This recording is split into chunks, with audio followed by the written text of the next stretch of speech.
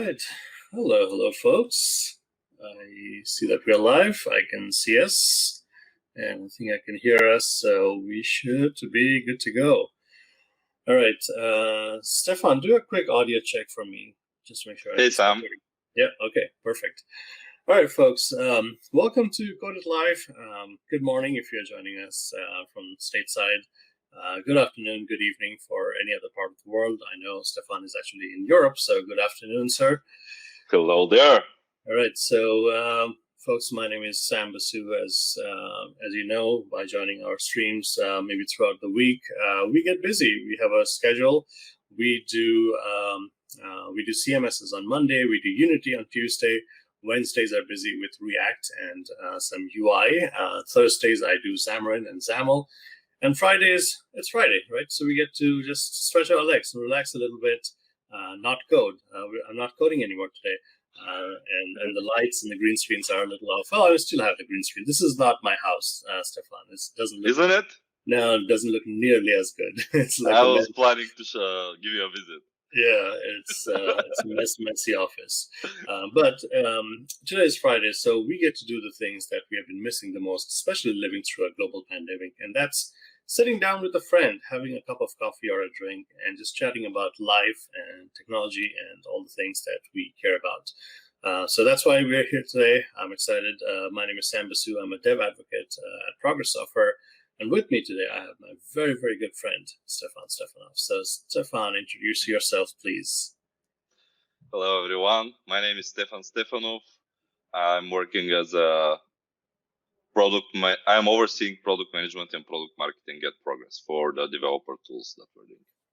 Yeah, now that's a big understatement because I know you and I know all that you do, which is a tremendous amount of stuff. And you have been at this for a while, so I want to break it all down. But where are you right now? Are you I'm in my apartment in Sofia, Bulgaria. Sofia, Bulgaria.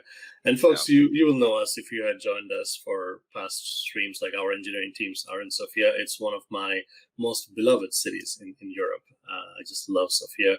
How long have you lived in Sofia? How long have I lived? I think I came here in 2010, so this makes it 10 years. 10 years, yeah. And you love it? Anything you I like it. I like it. It's a pretty nice city. Weather is awesome. We've got the 4 seasons. The mountain is 20 minutes away from me. So it's great. Yeah, and it's diverse. It's multicultural. The food is amazing. The weather is great, like you said. Like you get good chunk of 4 seasons. So yeah, life is good. Yeah. I can also testament that the food is awesome with my weight. Yeah, I'm right there with you. Yeah. What's that? I mean, I live to eat. And food is a big part of why we live. Exactly. Right. So, how would you describe like what you do? Okay, let's actually formally ask you what's your everyday job responsibility? So you say you oversee product management. How many products are we talking about? Which products, and how do you go about doing this? Mm-hmm. So at Progress, we are working on the Telerik and the Kendo UI components, which are UI components for building web desktop and mobile applications. We also do reporting solutions, testing solutions, among any others. And also, we are working on the awesome Fiddler that everybody knows about. Yeah. So I basically oversee product management, and I work with some awesome product managers. You recently saw Carl on this stream to help shape the future of those products and make sure that they serve their clients. Yeah, I've also had Rossi on the show, so we have had 2 PMs, and so I know where this comes from. The fact that you're talking about essentially DevCraft, which is a big product bundle that we make at Progress Software, which is most of our Telerik line of products, and it's a big portfolio. It's like 22 plus products. It's a lot, and each product has like hundreds of features and hundreds of controls, and it takes a lot of engineering and PM and marketing and QA everything to run the whole engine together, and you can oversee it all. So that's a huge responsibility on your shoulders. I have a great team that is helping with that, and this is how things are coming up. Everybody is focused on their area of the products, and these guys are super smart, and this is how we do things. Yeah, and you very recently celebrated 10 years here. Yep. Progress. Yep. Nice. Just a month ago, I turned 10 years at Progress. It's been quite a journey. Yeah, and time flies when you're having fun, when you're working with the folks that you enjoy working with every day, right? Yeah. So, and when you do what you like to do, I love my job. So, and it's pretty dynamic in the software world. Things change by the day. So, and if we're talking JavaScript by the minute, so yeah, it's pretty exciting. Nice. We are so blessed to have you and drive all of our product portfolios and own it all. So folks, if you're watching this live in the chat room or just later on, if you're using anything Telerik, anything Kendo UI, no, this way, this is the man. This is the man that drives it all. I do have our Twitter handles down there if anybody wants to reach out to us if you are encountering any issues or if you just have any comments. I do try, Stefan, to bring the good stuff, the good comments, because like our engineering teams put in their heart and soul into what we do, but sometimes like all you hear, the feedback is sometimes the bad stuff, but then there are so much of the good stuff that people say, this is amazing. I try to always bring it back to them because that's what they're doing all day long. That's a great team we have. Yeah, I think that everything that you and our customers are bringing to us, it's great because it helps us shape the things in the way that they should be and to serve the purpose they're meant to. So we really appreciate that, and we're always inviting it. And I always appreciate it when you're sending something along. We try to be the first customers and then give you both good and bad feedback sometimes. And it helps because, I mean, we are all about developer success. If we are struggling, that's not good. We want everybody to be having a good time. And talking of having a good time, we have our good friend Dan Siegel in the chat room. Dan, good to see you. And, hey, Dan. Talking about struggles, I know he's struggling with some of our Blazor stuff. So Dan, right after this, or maybe a little later, I will like to get with you and make sure we can make everybody successful using our stuff. All right, so Stefan, how would you describe what you do okay, now you have kids. I know you have kids. How old are they? 2 of them. 2. 6 and 8. Wow, keeps you busy. How do you describe what you do to your kids? How do I describe what I do to my kids? Well, back in the office days, they were seeing this daddy that's going over there, dropping them at kindergarten or at school and coming and get them.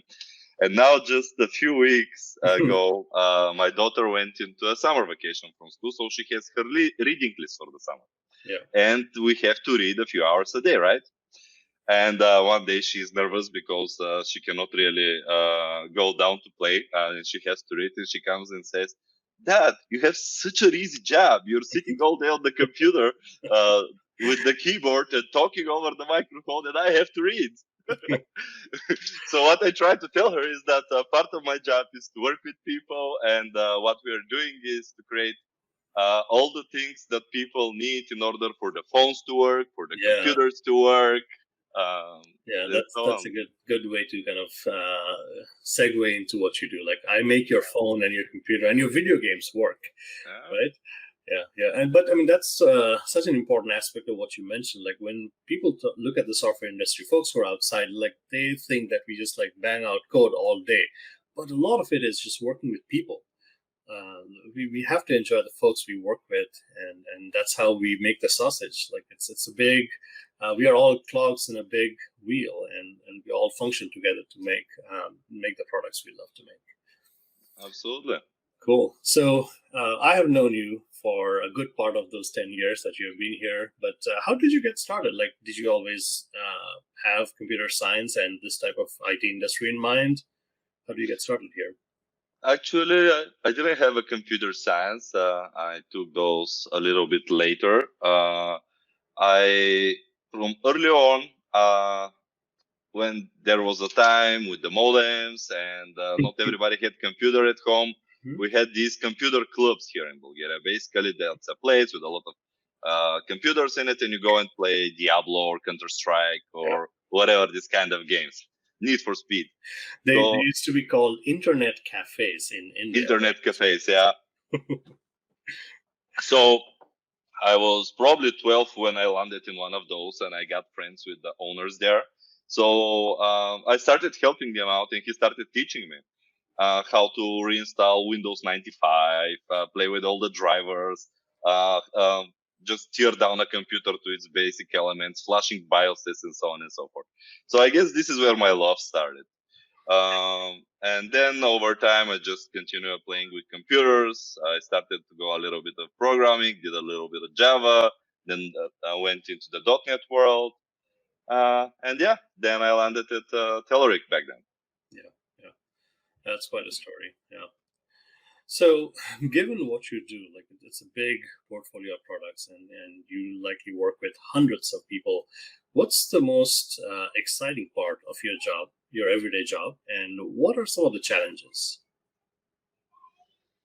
The most exciting part is that I get to work with so many smart people from which we can learn each other. The culture in the company is just awesome. Everybody is so open and trying to help everybody. So approachable and open-minded, So it's just a pleasure to collaborate with these people.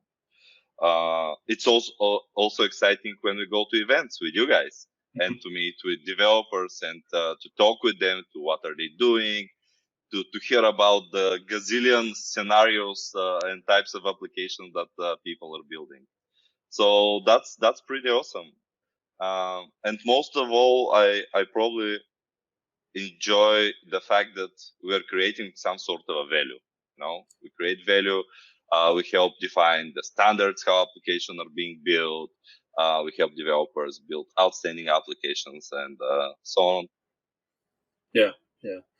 No, and in terms of like our office, like and the folks that you I know work with, something Bulgaria actually has gotten really right that the rest of the world just does not. Like everywhere else, like we struggle with women in tech.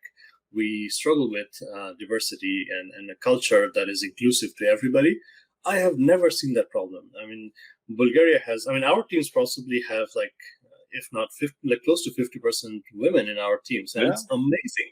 I don't know why the rest of the world cannot do what you are doing. Clearly, it's working.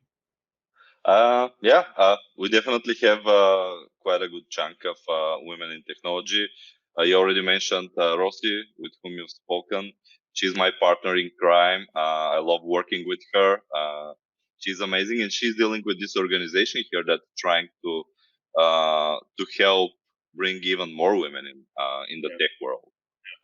So for people like her is what is helping driving these things. More examples, more role models, and I mean, women have a way of multitasking that at least like I cannot keep up with. And so when we put women in leadership roles, it really drives some things forward in a very good way. Yeah. All right. So, like you mentioned, like technologies and all the things that are changing, and that is amazing to me as well. Like when we look at the stuff that people build with the software that we make, it is quite amazing. But like in the last 10 years, you have seen probably a huge amount of changes in the landscape, just in the .NET world itself. So, what were some things that got you excited, and some things that got you by surprise, maybe? Well, I'm not sure I can name things that caught me by surprise because basically everything in the technology world is new and it's evolving all the time. We were on the Windows 95s that I mentioned and those before that, and I'm not going to go even further back. We went to web, to mobile. Now we are talking about AI. We're talking about blockchain. AI is something that's quite exciting for me. If done right, I believe that it can open quite a few possibilities for us. Yeah. So, would you say, like, in terms of like upcoming technologies, like, what are some things that excite you? You mentioned AI, and anything else that you see in the horizon that you would want us to get excited about? AI is one thing, and AR and VR is also another pretty exciting thing that we're already looking into. And there are some quite a few people out there that are looking into that as well. It can help. It could actually become the next generation and evolvement of the technology. On the product, on the products that we are working, the exciting technologies are, of course, the most recent one is Blazor, which is awesome to provide .NET developers and Dan Siegel with the capability to write C# on the front end as well. Maui is another exciting thing. Xamarin seems to be evolving quite good. It seems it looks quite promising for the time being. We've been working closely with the team at Microsoft. They are great and very smart people, and I'm sure that it will come out really good. Yeah, lots of exciting things happening. And I think what we are seeing, like overall, if we take a step back from our everyday life, it's like more and more choices for developers. And we are seeing like bleeding over. So we are using like web technologies to build desktop and mobile stuff. And we're using like .NET technologies to build, like you said, Blazor, like C# front and back, running native in the browser. So all of these are good trends because, I mean, as developers who have invested years and years to learn and build up an expertise, your knowledge and your apps just go to a lot more places. Yeah. So yeah, that is exciting. Cool. It is pretty exciting. It can go in a lot of places, and it basically opens the possibilities. You don't have to go and learn all the things anew for every new technology. Right. Absolutely. All right. So, given that we are kind of all geeks here, what is your most treasured tech gadget? I see you're wearing one that I'm a big fan of. But what would you say your most treasured tech thing is? I don't know. Maybe I don't have something special. I love the headphones. I like my laptop and my phone. These are the things that I carry all around with me. Although my laptop has been making some issues for me lately, but these are the things that I am a fan of. Like every geek guy, I probably have a bunch of things laying around in the house that hardly touch at any time. Yeah. Now, to me, like, I mean, I have lots of gadgets as well, but like the Bose headphones, I cannot live without. In fact, like, and they last a good like 3-4 years easily. But when mine breaks, I will actually go get a new one because, like, especially nowadays when everybody is at home and kids and elder people are at home, you want that little bit piece of zen. The noise cancellation is really good, and plus, like when you travel, like you don't want to talk to anybody. You just want your own space. So the headphones I cannot live without. I really appreciate them too. I remember back in the days I don't even remember the brand or what it was. There were okay headphones, and I've spoken with Vesco Kolev, who is VP of product in our company. He advised for those. And when I put them on, I said, it's like I have never had headphones before. It was so great of a difference in the experience. Indeed. All right, let's talk about, like, this is all our tech world that we live and breathe every day, but let's talk about something outside of work. So what does your work-life social balance look like? What do you do outside of work? Yeah. And Dan Siegel in the chat room agrees with us. He's got 4 pairs of headphones. Wow. Yeah, I've had a few. Like I've had the Sony ones, which like they have richer like bass, but I still think the Bose ones have the best like noise cancellation. And then I do have those little like wireless earbuds. So if you do other things where like you're in meetings nonstop, but if you have to move around a little bit, or especially when you put on like a VR headset, then you put on the Bose. That's a little too much. You're in a different dimension. Going to war. Yeah. So I use earbuds as well. Yeah. Actually, I think that Bose could do a little bit better on the picking up side noises, because they pick up quite a lot of noises. When I go out on my balcony here and I'm in a meeting, because I walk around the entire house with the headphones, a lot of noises are being picked up. And I recently saw that NVIDIA, for their newer generation video cards, they wrote some sort of a software that can pick up those noises and reduce it. So the whole meeting does not have to hear what's happening around you. That's right. Our good friend Ivana is in the chat room. And yes, we have to sometimes, like, especially in this mode, we have to cut off from work a little bit and like actively do things. Otherwise, we just keep getting caught up in the same groove. And I mean, we are all technologists. Like when I get some time off work, like I'm reading and I'm doing stuff tied to technology, but sometimes you do have to obviously cut the cord and just move away and do something else. Yeah. Yeah, and Dan is saying I do like the Bose headphones do actively connect to multiple devices. That's right. So you can switch. So that's definitely is a good thing. And I mean, you like before we came and started talking, like you talked about like audio and video production.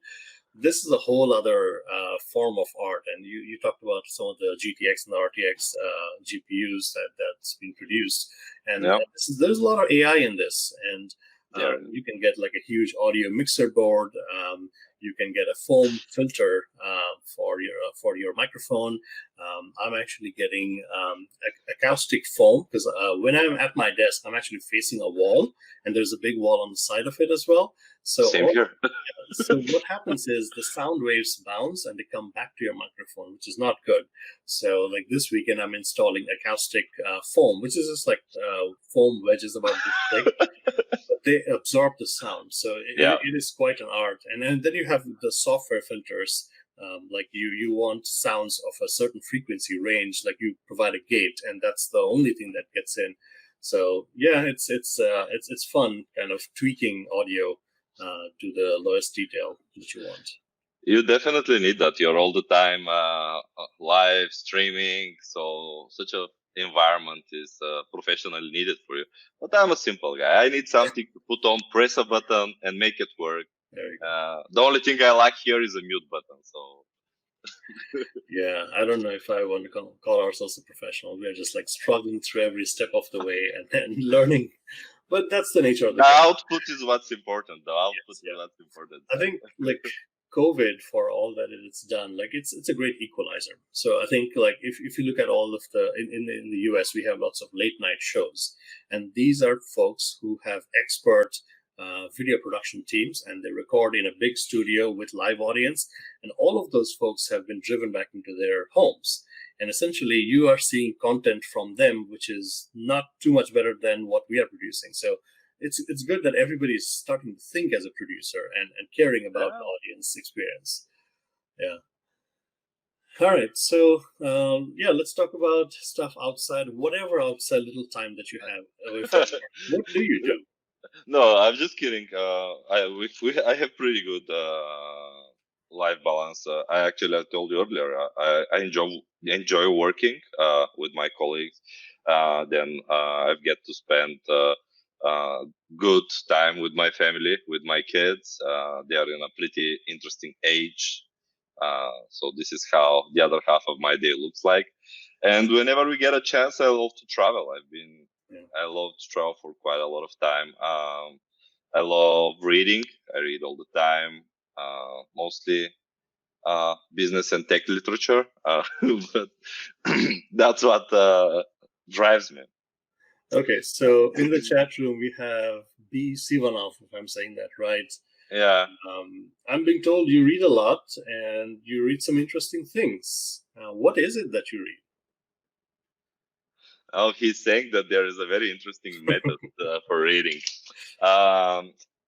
What I do is I usually load a book in one of the applications, and I start listening to it while reading it. So there is this I forgot what is the name of the functionality called, but it's basically tracking the text and reading it for you.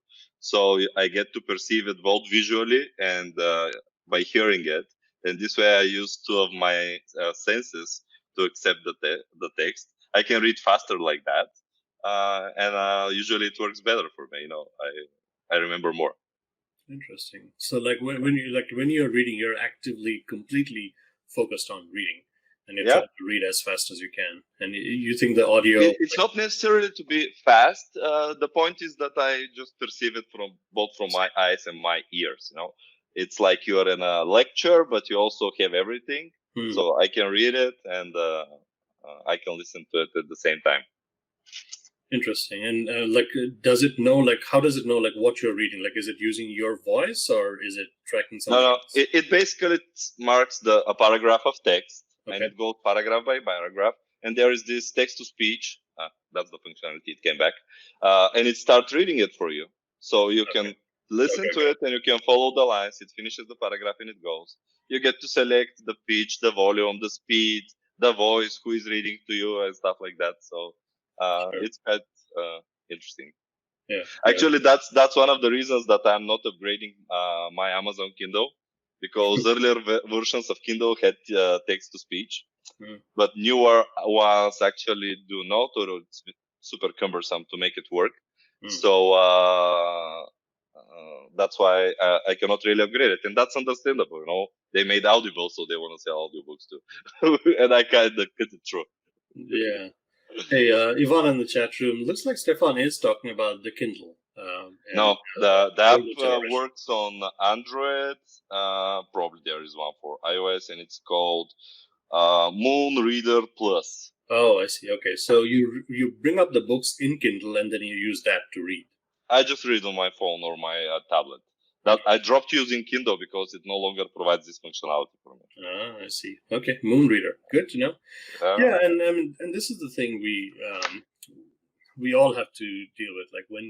It's how do we assimilate knowledge? And maybe you and me are old and we read a lot, but the younger generations don't maybe read as much. So as developer advocates, as folks who want to take our message everywhere, it's always a struggle trying to cater to every aspect of how people are reading and learning. Because some people would just like a video. Some people would like to come and join us for a stream. Some people would like to maybe code as you get along. So it's however developers learn, and we have to keep catering to that. I think that there are various ways to perceive information, but the good old smell of the book sometimes is the best thing to do. No, that's true. Yeah, and even Kindle can't give you that. No, Kindle can't. And my wife is a college professor. She's a big fan of old school books, and I can see that especially if you're at the beach or or you're traveling, it's good to just have a physical piece of a book that she's flipping pages. There's a charm to that. Yeah. That's my favorite place, the beach. I grew up nearby the seaside. Nice. And where exactly? There is my hometown is called Dobrich. It's near Varna, which is on the seaside. It's 30-minute drive from there. So I've spent multiple summers even working on the beach side. I believe at least 5 were over there. But now the best way for me to rest is just enjoy on a mojito on the beach with a good book in the hand in the afternoon when the kids are resting. So that's the best time for me. Nice. This is something we are actually quite jealous of because from where you're at in Bulgaria, you can just go a few hours south and you're in Greece and the beaches and all the good stuff. I just came back from there 2-3 weeks ago. Nice. This is where this tent come from. Cool. Now, we have talked about this. You and me are big fans of food. So what food do you like? What's your favorite cuisine? Do I like? Yeah. I can hardly name a food that I do not like. Me too. But one of the, I don't know, maybe I love stuffed peppers. I don't know. It's maybe it's not very common in the States. No, it is. It is. Yeah. But I love it since I was very little, and my wife makes them amazing. So I enjoy that. Nice. Very cool. Do you cook? Yes, I actually could. I cook. I have some previous education for a chef. Interesting. Yes. So I've I mean, spent I've known you some. for so many years, but it looks like we haven't like sat down and had a conversation like this. So Yeah, interesting. we had to do it online, I guess. Yeah. So back in the days, I learned about it, about the technology of how do you cook meals. Then for quite a lot of time, I did not cook. And now occasionally, very occasionally, I do it. Maybe my wife would like me to do it more, but I actually enjoy it. It makes me rest and experimenting. Yeah, and it's a great way to kind of bring your creativity to a different domain altogether, and just like whatever you can find in your fridge, and just like throw together a meal with that. It's a lot of fun.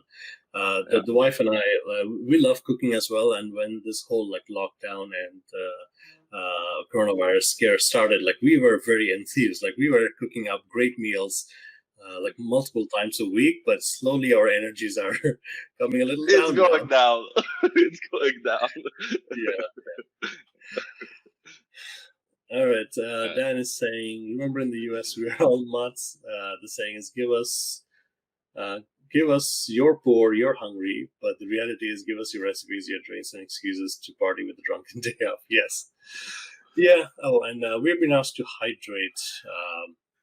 Stefan, I don't know if you have a drink next to you. I just finished my cup of water. Well, I'll drink for you.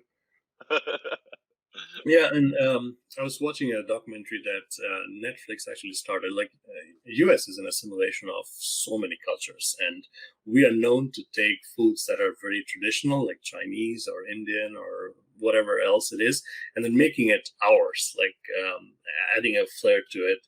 And I like that because it's just adding cheese to it, like macaroni and cheese. Yeah, I like just the variety of foods we can cook, and you can bring in your influences to just about any cuisine. So yeah, cooking is fun if you have the time.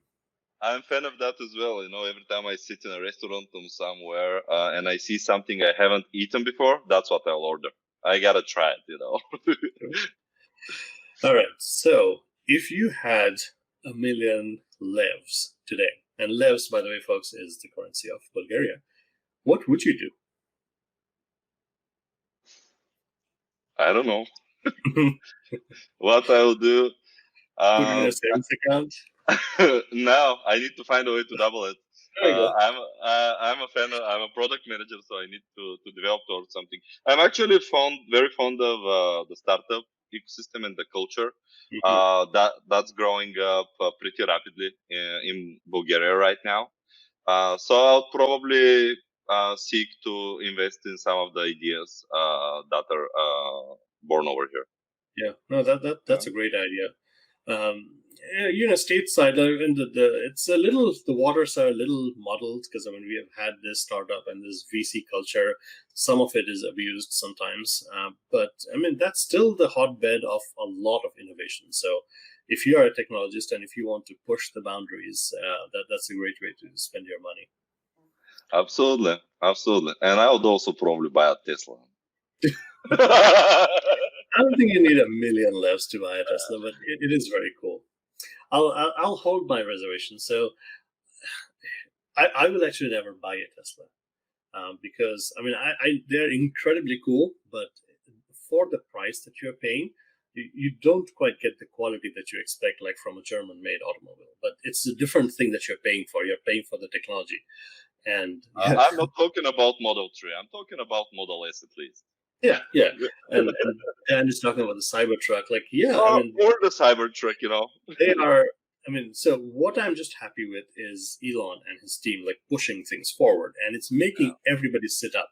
Like you see, like all of the German and other Asian manufacturers come out with EVs, and EVs don't need to be boring. EVs can be super.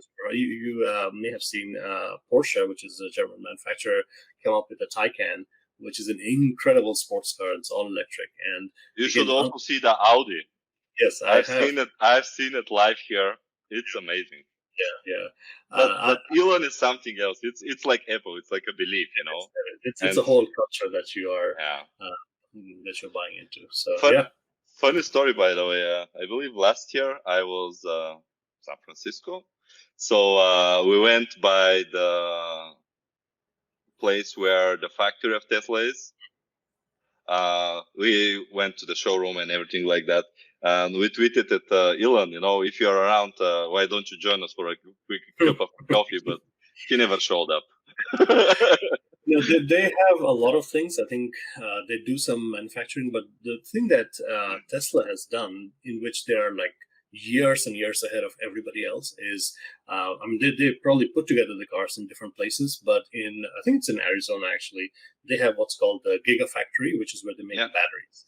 And in terms of battery tech, they are so far ahead in trying to squeeze out every last piece of juice out of your battery and giving you that as range or performance.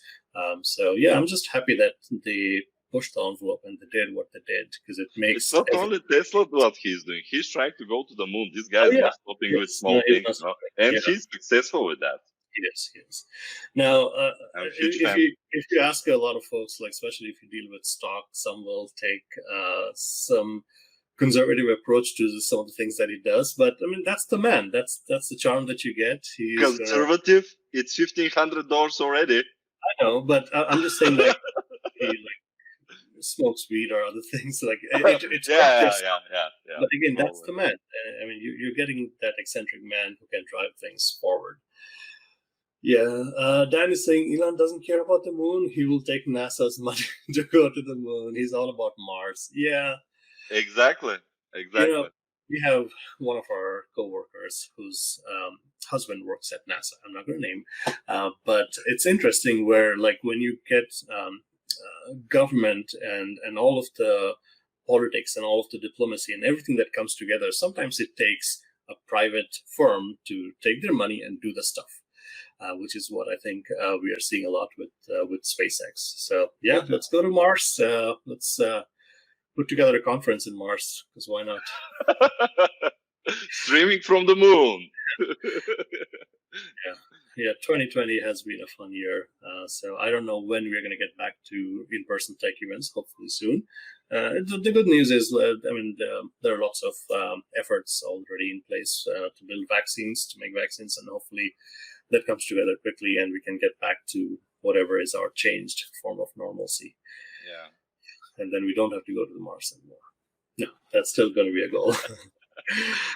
All right. So, Stefan, I want to be conscious of your time. I know you're super busy, but any parting thoughts? Like, you have done this for a decade. What's the next decade look like for you? What are some things you are excited about? And just from a broad technology standpoint, how do you see things evolving?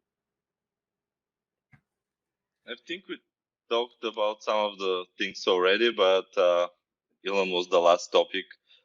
It's interesting how things are going to develop there, but it's more interesting to me how AI is going to develop. I think that's gonna become a tremendous change in the way we do things, in the things that we can achieve, and it's already happening. With time, we'll get better and better in that, and that's gonna be pretty exciting. We're more and more connected. People are 5G is already being implemented. So imagine what's going to happen with all this connectivity. Satya is talking about the edge and IoT for years already with the cloud. So imagine the power of 5G or more, the power of AI in those computers, and nobody knows what possibilities are going to come, but that's what's exciting.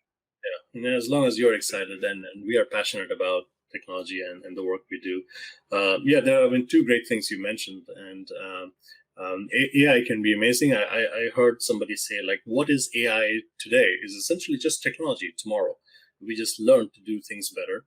And in terms of like how we are all learning to work remote and be productive and innovative and pushing the envelope, I think I also read, like, a big part of the tech industry is probably not coming back to work the way we have always had work. So we are learning that this thing can work it's actually particularly difficult for what you do. And I've talked about this, like a lot of different, like software industry is very open to remote work, but product development takes a lot of collaboration. Like I see how we work. Like we have our engineering teams and we have whiteboards. We get together, we do stand-ups, and that's how we move things forward. So all of that has been a change for all of you, right? To kind of pivot and do it all online. But we're learning. We're not skipping a beat. So that's all great. So I think we'll evolve. And yeah, Stefan, you are incredible. You are a technologist, and you are passionate about what you do. You care about people. So I'm just so fond of knowing you as a friend. And likewise, Sam. Likewise. Absolutely. So thank you for spending half an hour just chatting with me. I know you're busy, but sometimes just we sit back and talk to the folks that we love to work with. Absolutely. All right. Yeah. Nice talking to you too. Absolutely. Thank you. And thank you, folks in the chat room. Thank you, Dan and Ivana and everybody else who's listening in. I think that's going to be a wrap for us on this channel for the week. And we're going to be back with our regular scheduled things starting next week. So until then, yeah, stay productive, stay healthy, and we shall see you next time. Enjoy your weekend. All right, folks. That's it from us, and bye-bye.